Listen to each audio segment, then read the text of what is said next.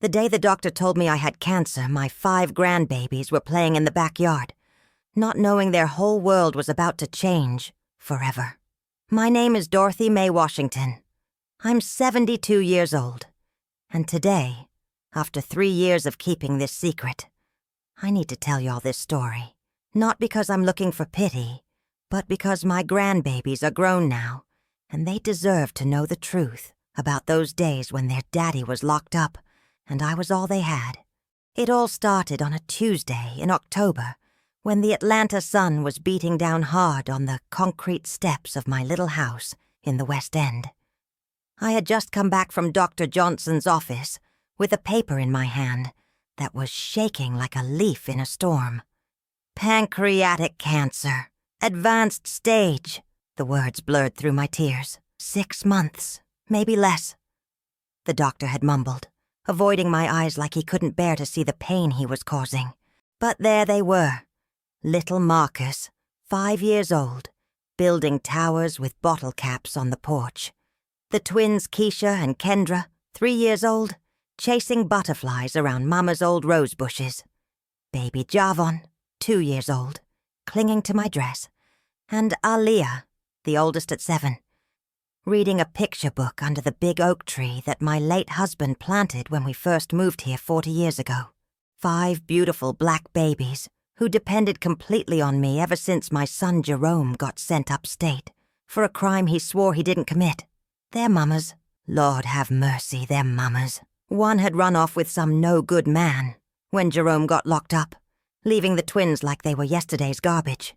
The other one, Marcus and Aaliyah's mama, had fallen deep into the bottle and pills, lost in her pain and anger.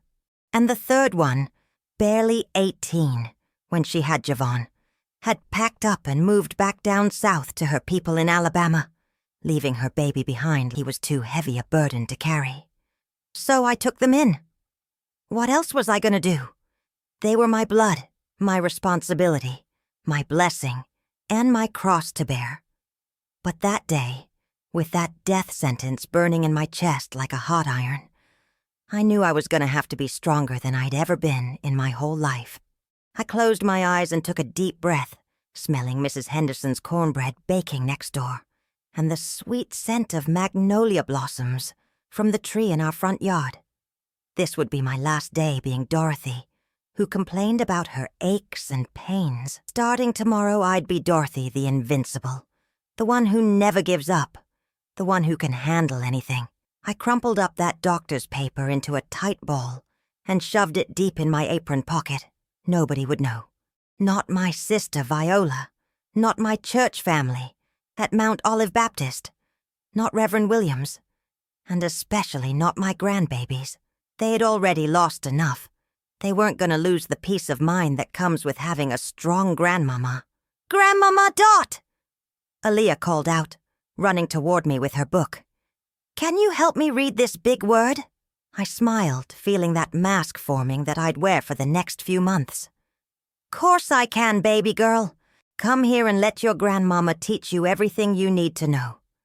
That night, when all 5 little ones were sleeping in their beds, 3 in one room, 2 in the other, I sat at my kitchen table with a cup of coffee and a candle burning in front of the picture of Jesus that hung over my stove. The shadows danced on the walls while I calculated in my head.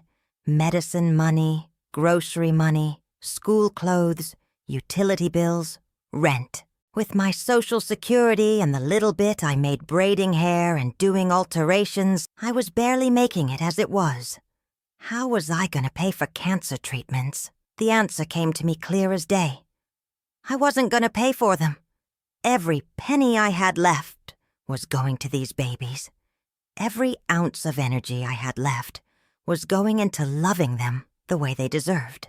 Cancer would just have to wait its turn. I picked up Mama's old Bible from the table and opened it to Psalm 23.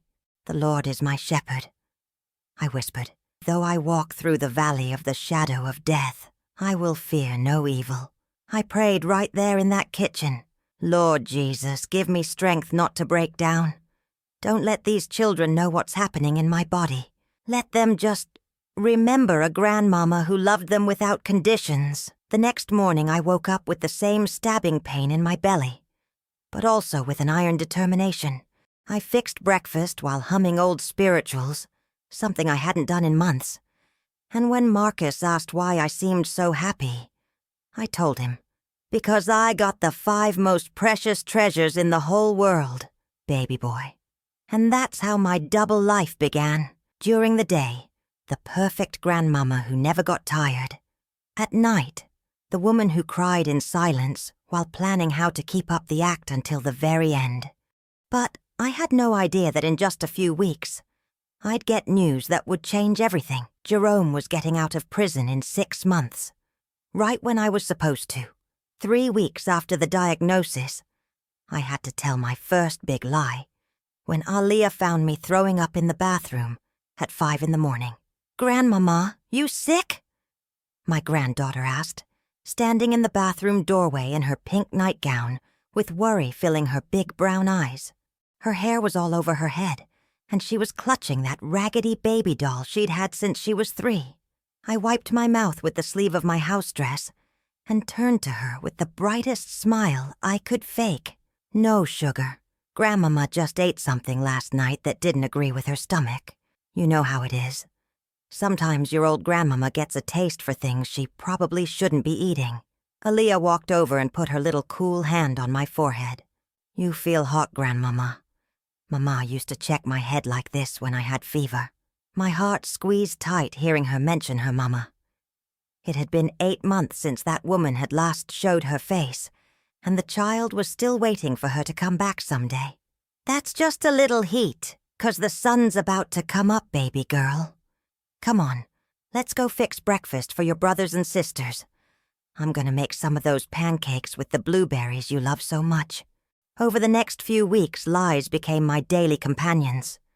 When the pain got so bad I had to lay down, I told them I was just tired from working so hard. When I threw up, it was always something I ate. When I turned pale as a sheet, it was because I hadn't been sleeping good, staying up with baby Javon, who still woke up crying in the night. But the hardest thing was hiding the fact that I was losing weight fast. My clothes started hanging off me like I was a scarecrow, and I had to start wearing belts and safety pins to keep my dresses from looking too big. When the twins asked why my outfits looked so loose, I told them I was exercising to stay healthy. "Exercising, Grandmama?" asked Keisha, always the curious one. "Like the people on TV?" "That's right, baby. But Grandmama exercise, walking a lot, cleaning the house, carrying y'all when you get tired. All that's making me skinnier." One morning in November, while I was packing their lunchboxes for school, I felt all my strength just drain away. I had to sit down right there on the kitchen floor, trying to catch my breath while pain cut through me like a knife. "Sweet Jesus," I whispered. "Give me strength to make it through this day." Marcus appeared in the kitchen, already dressed in his school uniform, and saw me sitting on the floor. "Grandmama, what you doing down there?" "I'm looking for something that rolled under the stove," I lied, pretending to search under the cabinet. "Help your grandmama get up, baby." The little boy offered me his hand, and together we managed to get me on my feet. I finished packing their lunches, walked them to school going real slow so I wouldn't collapse. And when I got back home, I fell across my bed and cried like I hadn't cried since the day my husband passed. That afternoon, when I went to pick them up, Aaliyah's teacher, Mrs. Patterson, stopped me at the school gate. "Mrs. Washington, you feeling all right? You looking mighty thin these days." "Oh, Mrs. Patterson, I been on a diet. You know how us women are, always trying to look good," I said with a forced laugh that sounded fake even to me. "Well, don't go disappearing on us now, because these children need you something fierce. And speaking of Aaliyah, I wanted to talk to you about her. She's been real distracted in class lately. She got something heavy on her mind." My heart started racing. Was my baby girl starting to notice something? Distracted how? Well, Yesterday, she asked me if grandmamas can die just like grandpapas do. I told her that all older folks eventually pass on, but strong grandmamas like you live for many, many years. I hope I didn't say the wrong thing. I felt like the ground was opening up under my feet. Aaliyah, with her 7-year-old intuition, was starting to suspect something. That night, after I got all the little ones settled in bed, I sat with Aaliyah on the front porch, under the stars that sparkled like diamonds over our neighborhood. "Baby girl, your teacher told me you've been asking about grandmamas dying." Aaliyah looked down and played with the hem of her nightgown. "I'm scared, Grandmama. First Daddy went away, then our mamas left. And if you go away too, what's gonna happen to us?" I put my arm around her skinny shoulders and pulled her close to me. "Listen here, sugar. Your grandmama ain't going nowhere. I'm gonna be right here until y'all are grown, until you get married and have babies of your own. I promise you that. You swear on the Bible?" "I swear on the Bible and on Jesus himself." Lie. After impossible promise, but seeing her smile with relief, I knew I'd done the right thing. At least for now. What I didn't know was that the very next day, I'd get the letter that would change everything. Jerome was getting out in 6 months, right when I was supposed to be. The lawyer's letter came on a Thursday morning, while I was hanging laundry on the line in the backyard, pretending that the pain shooting through my ribs was just from stretching up to pin the sheets. "Dear Mrs. Washington," the formal words read, "I am pleased to inform you that due to good behavior and new evidence in the case, your son Jerome Washington will be released on April 15th. April. Exactly 6 months. According to Dr. Johnson, I should be dead by then. I sat down hard on the back steps, that letter trembling in my hands like a leaf. For the first time since my diagnosis, I didn't know whether to laugh or cry. My son was coming home, yes. But how was he going to find 5 babies without their grandmama? How was I going to explain to them that I had died and never told them I was sick? "Grandmama, what that letter say?" asked Aaliyah, appearing beside me quiet as a cat like she always did.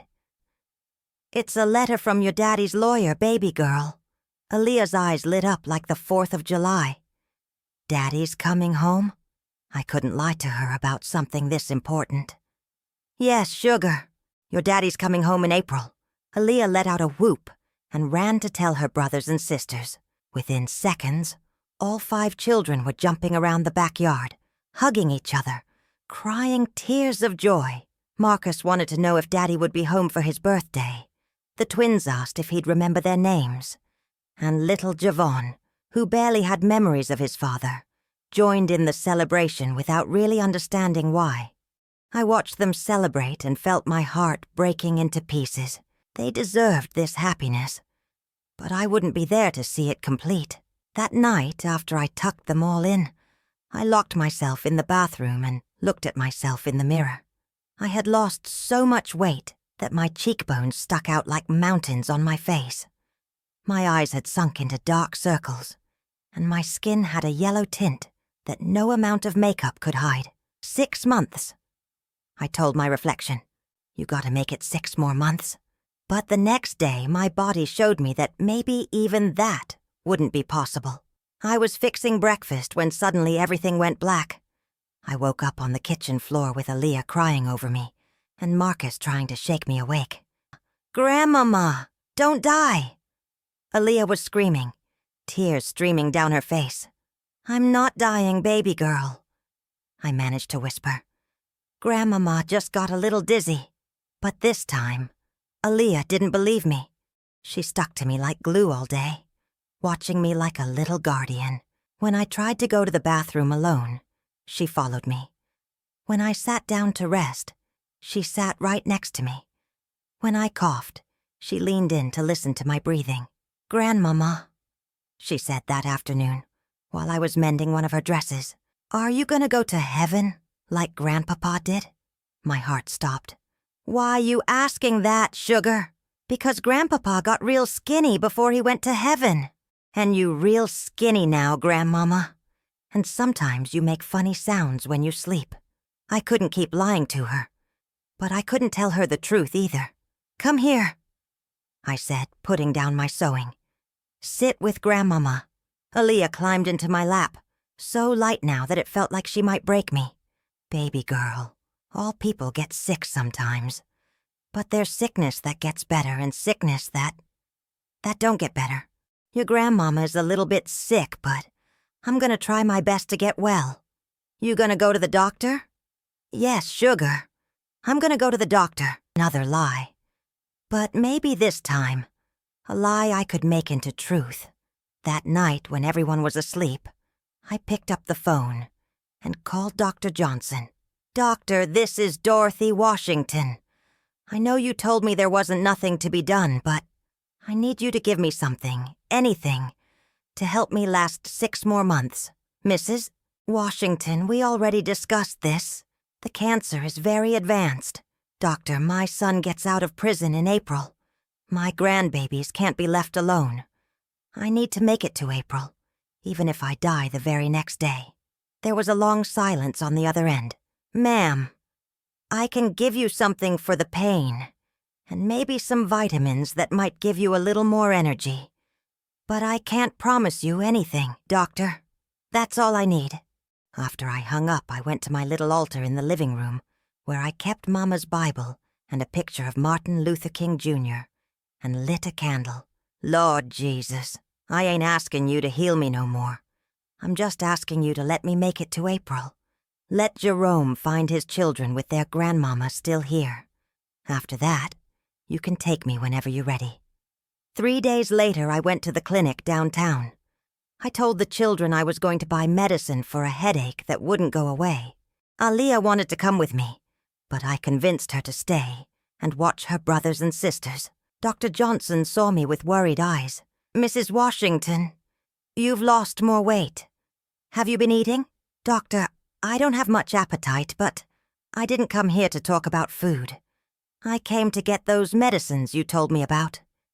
He gave me a bag full of pills for pain, vitamins, and something he said would help with the nausea. He also gave me some shots I could give myself once a week. This might help you feel a little better, ma'am. But remember, Doctor, don't tell me again that I'm gonna die. I already know that. Just tell me how to keep these babies from knowing. When I got back home, Aaliyah was waiting for me at the front door. Grandmama, what you got in that bag? Medicine, baby girl. Medicine to help your grandmama feel better so she can take care of y'all until your daddy comes home. For the first time in weeks, Aaliyah smiled with real peace. So you're not gonna die now? No, sugar. Your grandmama ain't gonna die. At least not before April. I thought to myself as I hid those medicines in the most secret place in my kitchen. But what I didn't know was that my neighbor, Miss Ruby, had seen me coming out of the clinic. And that very same afternoon, she'd be knocking on my door with questions I couldn't avoid anymore. Dorothy, we need to talk, said Miss Ruby when I opened the door, using that tone she had when she knew something she shouldn't know. My neighbor was 65 years old, with silver hair always perfectly styled, and a way of finding out everything that happened in our neighborhood. She was carrying a covered casserole dish that smelled like her famous mac and cheese. Well, hey there, Ruby. Come on in. The children are doing homework in the living room. That's exactly why I came. Because I knew they'd be busy and we could talk privately. She sat down at my kitchen table, set the dish down, and looked me straight in the eye with that look she'd perfected after decades of being the neighborhood watchwoman. I saw you coming out of the medical clinic this morning, Dorothy, and it ain't the first time. I felt my mouth go dry. Ruby, I just went to get some pills for my headaches. Dorothy Mae Washington, she interrupted, using my full name like my mama used to, when I was in trouble. I've been living next door to you for 25 years. I watched you take care of your husband when he was dying of cancer. I know that look, that color in your face, that way of walking like every step hurts you. The tears started falling before I could stop them. How long you got? She asked gently. Doctor says 6 months. But it's been 3 already. And the babies? They don't know nothing. And they ain't gonna know nothing. Miss Ruby sat quiet for a long moment, looking toward the living room where we could hear my grandbabies' voices. Dorothy, you done lost your mind. Them children got a right to know. No, I said too loud, then lowered my voice. No, Ruby. They already lost their mamas. Their daddies locked up.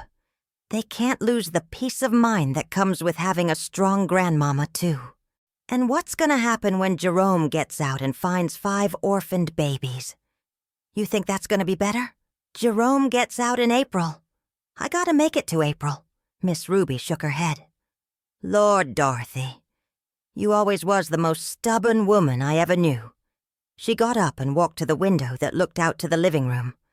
Aaliyah was helping Marcus with his reading, while the twins played with paper dolls, and little Javon was taking a nap on the couch.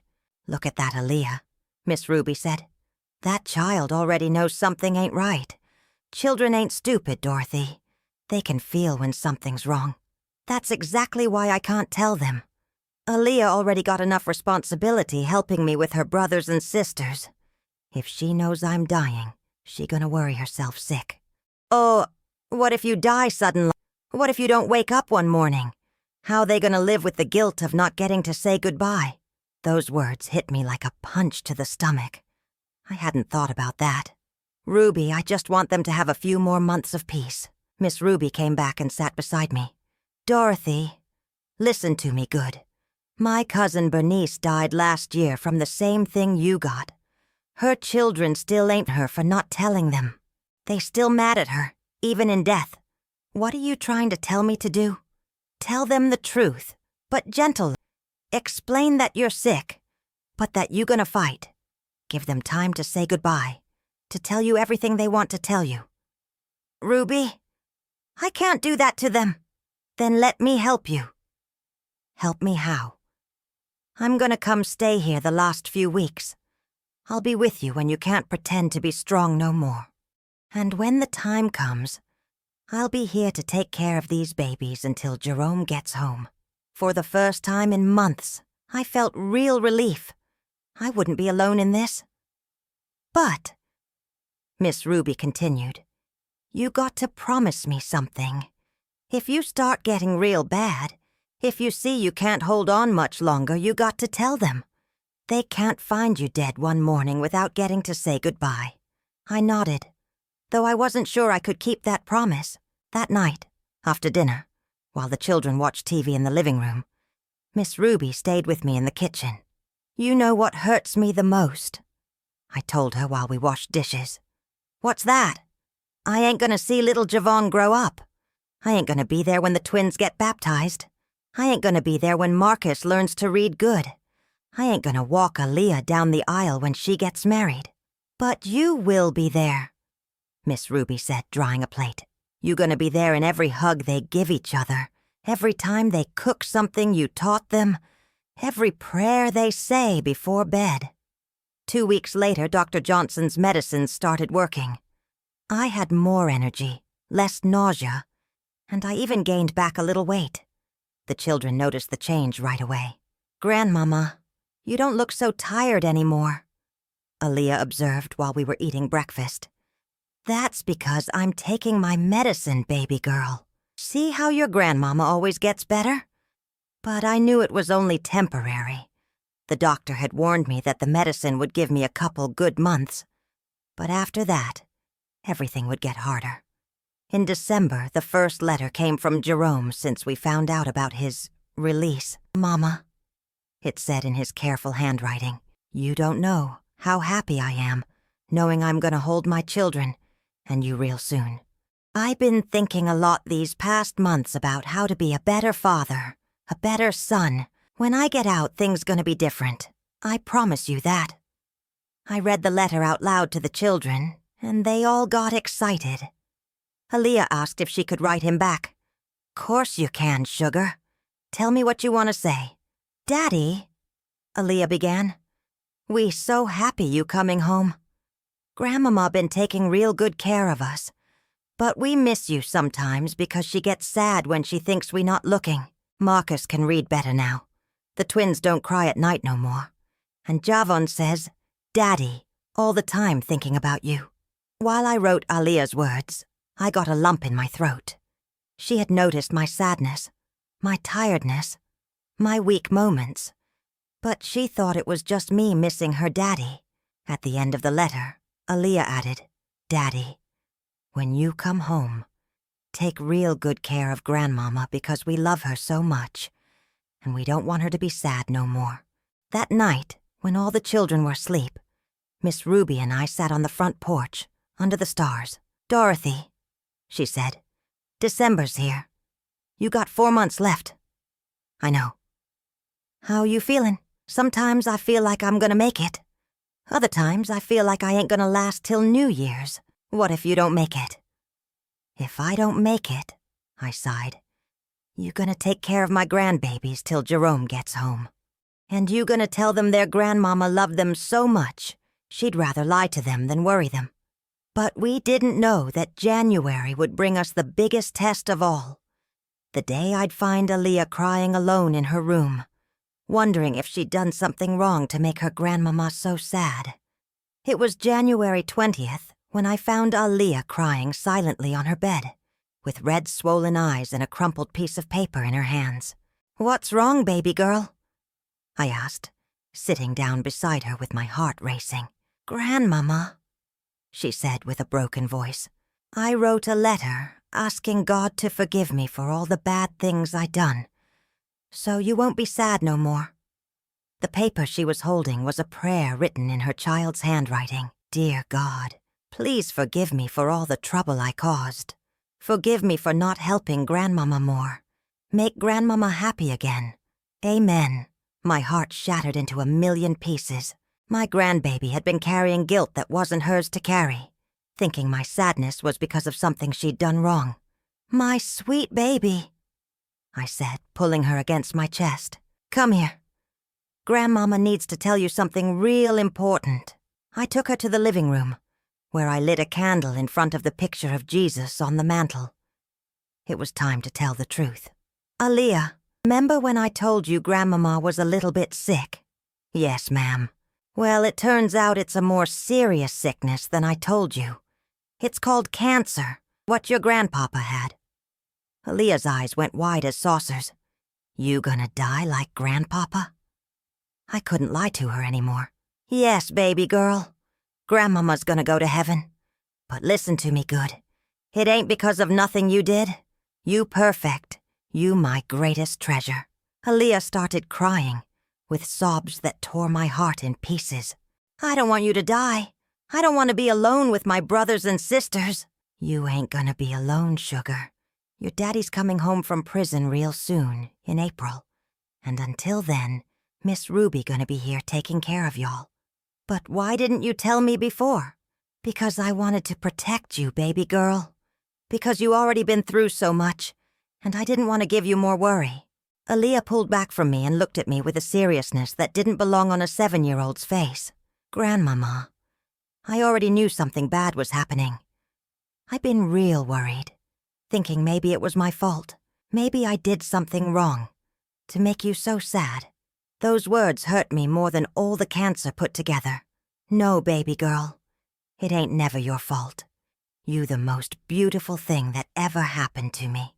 That day we decided it was time to tell the other children. Miss Ruby came over to help me, and together we gathered all 5 in the living room. Children, I began. Grandmama got to tell y'all something real important. Marcus, the twins, and even little Javon looked at me with attention. Aaliyah stayed right beside me, holding my hand. Grandmama is real sick. It's a sickness called cancer, and it's the same thing Grandpapa had when he went to heaven. Marcus was the first to understand. You going to heaven too, Grandmama? Yes, baby boy. But not right away. We still gonna be together for a few more months. The twins started crying, though they weren't sure they understood completely. Little Javon came over and hugged my legs tight. Is it gonna hurt? Asked Keisha, one of the twins. No, sugar. When you go to heaven, nothing hurts anymore. The next few days were the hardest and most beautiful of my life. The children became my little caretakers. Aaliyah brought me water without me asking. Marcus drew me pictures with flowers. The twins sang me songs. And Javon wouldn't leave my side. They also started asking me questions that I answered as honestly as I could. Can you see us from heaven? Yes, baby. I'm always gonna watch over y'all. Is Grandpapa gonna be with you? Yes, he gonna be waiting for me. You gonna miss us? I'm gonna love y'all forever, wherever you are. In February, my condition got much worse. I couldn't cook anymore, could barely walk, and spent most of my time in bed. Miss Ruby officially moved in and took care of everything. But the children had found their own way to deal with the situation. Every night, all 5 would climb into my bed, and I'd tell them stories about when their daddy was little, about when they were babies, about how I'd loved them from the very first moment I saw them. Grandmama, Aaliyah said one night, when Daddy comes home, can I tell him all the stories you told us? Course you can, baby girl. And you can also tell him how you took care of your brothers and sisters, how brave and strong you were. In March, Jerome wrote us his last letter from prison. Mama, just a few more weeks until I get to see you and hold my babies again. I've been thinking about everything I want to say to you. Everything I want to thank you for. Thank you for raising my children like they were your own, for being the mother you always been, and the grandmama they needed. When I get out, I'm gonna make you proud of me. When I read that letter, I cried in front of the children for the first time since they knew the truth. Why you crying, Grandmama? Asked Javon, touching my face with his little hands. Because I'm real happy that your daddy's coming home, and real sad that I won't be here to see him for very long. But you will be here, said Marcus with the wisdom of a child. You gonna be in our hearts. On April 10th, 5 days before Jerome was supposed to get out of prison, I felt like I didn't have any strength left. The children were at school, and only Miss Ruby was with me. Ruby, I said, I don't think I'm gonna make it. Yes, you are, Dorothy. 5 more days. But that afternoon, when the children came home, they could see I was real bad. They all came to my bed together.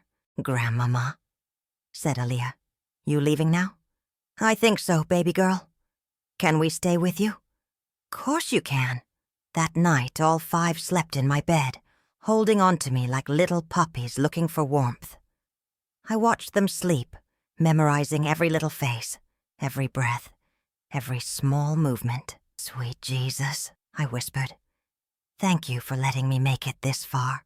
Thank you for these months with my grandbabies. Now you take care of them. On April 14th, my last day, I woke up real weak, but with a deep peace.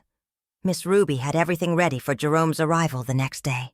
Children, I said, come here. Grandmama wants to tell y'all something real important.